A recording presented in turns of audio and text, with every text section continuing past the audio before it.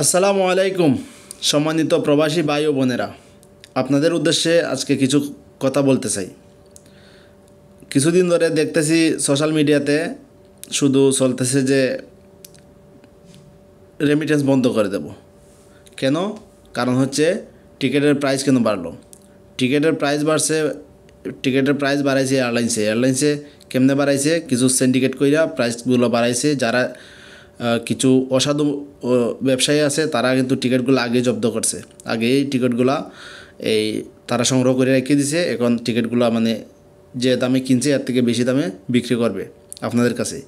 তা আপনারা এর জন্য বলতেছেন যে আপনারা যে এই রেমিটেন্স বন্ধ করে দেবেন। রেমিটেন্স বন্ধ করলে কী হবে? দেশের ক্ষতি হবে। কিন্তু এই যে এয়ারলাইন্সগুলো, তাদের কোনো ক্ষতি হবে না।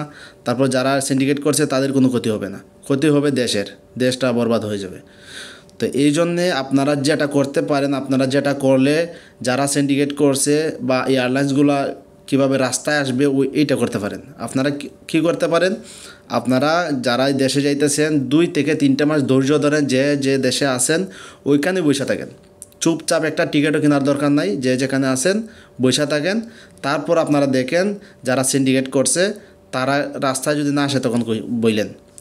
আর দ্বিতীয়ত এয়ারলাইন্সগুলো টিকিট বেচার জন্য কত ধরনের অফার দেবে তখন দেখবেন।